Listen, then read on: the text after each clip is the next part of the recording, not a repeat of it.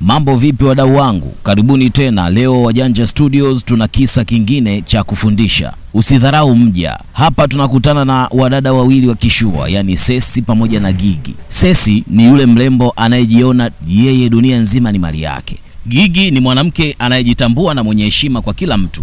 Wakati huo Joseph ni kijana mpole anayetafuta riziki kama mfanyakazi wa ndani. Joseph anapiga kazi kuanzia kufua, kupika, kuosha magari na kadhalika.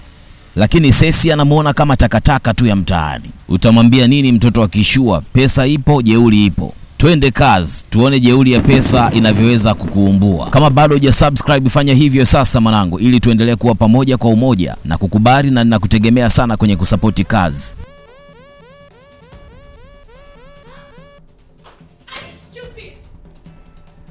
Kama nilivyokuambia, Sesi hana adabu hata kidogo. Ni mtu aliyejaa madharau.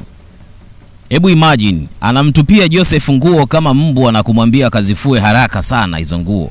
Amekuwa akimfokea kuhusu chakula na kumuuliza, wewe kichwa chako ni kizito sana, una wazimu, kisa tu chakula kijampendeza. Lakini hapa anaonekana yupo Gigi, binti mpole mwenye roho ya binadamu. Gigi anajua Joseph ni mfanyakazi, lakini pia ni binadamu mwenye hisia. Sesi anamcheka mdogo wake Gigi na kumuita mama mchungaji, kisa tu anamtetea huyu kaka Joseph. Hapa ndipo unaona utofauti kati ya roho ya paka na roho ya utu. Kwenye haya maisha sio kila mtu mbaya, kuna wengine roho zao safi bwana. Unatendewa wema na mtu mpaka unajiuliza kumbe bado wema wapo. Lakini pia usisahau wabaya pia wapo, yani utatendewa ubaya mpaka utasema hii dunia isimame kwanza iniache nishuke. Pamoja na yote, leo kuna utata umetokea. Upepo umeanza kugeuka. Sesi amekwama kwenye game la simu kwa siku nyingi sana. Yani alikuwa anacheza, akifika hiyo level anashindwa. Maana inahitaji mtu mwenye akili sana kuvuka hiyo level. Kwa akili zake kila akijaribu alikuwa akishindwa. Kwa hiyo siku nyingi sana limekuwa likimtesa. Lakini leo Joseph, kijana aliyetulia na mwenye akili nyingi, anachukua simu hiyo na kulimalizia lile game kwa sekunde chache tu bila hata kutafakari sana. Sesi anabaki mdomo wazi na kugundua kwamba huyu Joseph kumbe ana akili sana huyu, ambapo hii inaonekana ni akili zilizomzidi hata yeye.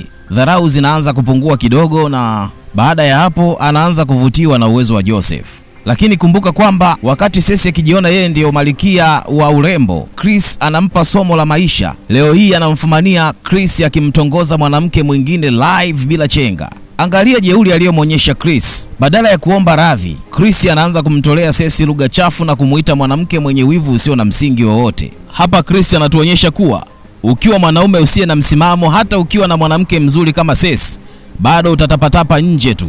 Chris ndiye aliyemfungua macho Sesi na kumjuza hilo. Bila Chris kuwa msaliti, Sesi asingeijua thamani ya unyenyekevu wa Joseph.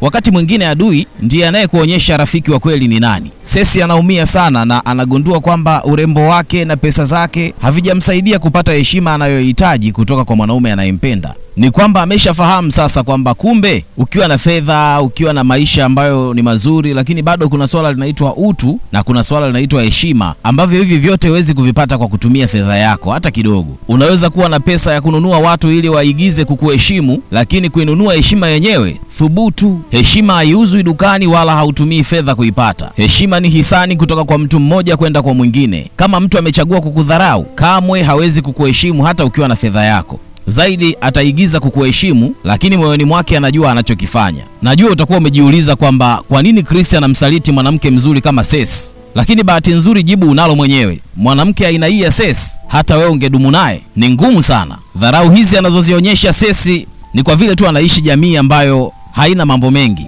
Umletee gozigozi mwanaume wa Kisukuma, wa Kinyaturu, wa Kingoni, wa Kikuria, oya, mbona jeuri yako itakuponza. Leo hii Gigi kwa roho yake nzuri anamkumbuka Joseph kwamba leo ni siku yake ya kuzaliwa. Anamfanyia sherehe ndogo na kumletea zawadi. Sesi anapoona vile, roho inamuuma sana. Anaanza kujisikia vibaya kwa nini mdogo wake awe na ukaribu ule na mfanyakazi. Ni kama anataka kumzidi kete. Sasa ieleweki Sesi anampenda Jose au ni wivu tu wa kijinga kama alivyoambiwa na mpenzi wake Chris. Wivu unapomzidi, anaamua kumchukua Jose na kuanza kumpamba. Anampeleka katika maduka ya nguo ya gharama na kumnunulia pamba kali za kishua.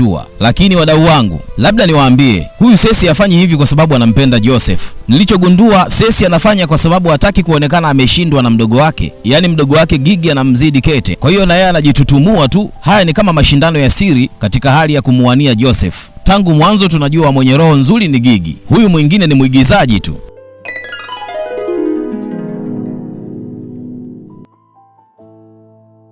Sasa leo Cecy anapomwangalia Joseph anaona kabisa anaweza kukidhi mahitaji yake na haja zake za kimwili. Anaona kuliko nihangaike na wanaume wengine huko nje, ngoja leo nimtumie Joseph kama kiburudisho. Anaanza kumvizia Joseph na kumtaka kimapenzi. Anamwambia Joseph kuwa asipofanya anachokitaka basi atamfukuza kazi. Joseph anajikuta kwenye mtihani mzito sana, ajidhalilisha utu wake kwa ajili ya kumridhisha bosi wake mwenye tamaa. Hapa ndipo tunaona ukatili wa baadhi ya mabosi na matajiri wanavyotumia vyeo vyao. Wengi wao wamekuwa wakiwanyanyasa wanyonge kisa wamejaliwa utajiri. Eti wadau, binti kama huyu Cecy ungemfanyaje? Yaani ungekuwa ndio wewe. Anamnyanyasa houseboy mchana, lakini usiku anamtaka kitandani. Huu si ni wazimu ndugu zangu? Lakini Joseph anasimamia misingi yake, hataki kuwa mtumwa wa ngono. Anapewa ya bure lakini anaikataa wazi wazi. Hata ningekuwa mimi, siwezi kuwa na hisia na mtu ambaye mwanzo alishanidharau. Nadhani hii ndiyo sifa ya wanaume wengi wanaojielewa. Yaani mtu amekudharau na kukunenea shombo za kutapisha kwa muda wote huo. Leo hii anataka kukutunuku, utakubali? Niambie hapo kwenye comments, utakubali?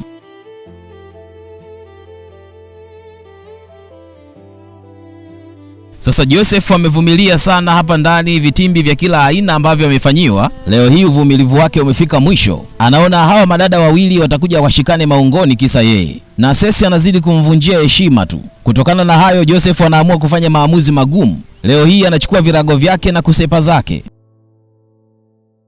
I'm leaving. Why?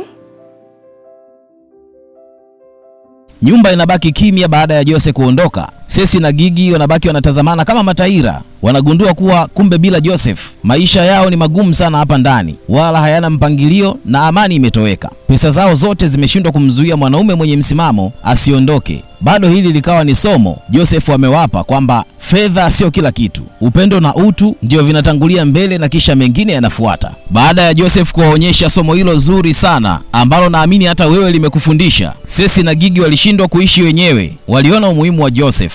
Hatimaye leo Cecy tunamuona hapa akiwa ni mwenye aibu nyingi. Ameweka jeuri yake pembeni. Anamuomba msamaha Joseph kwa manyanyaso yote aliyomfanyia.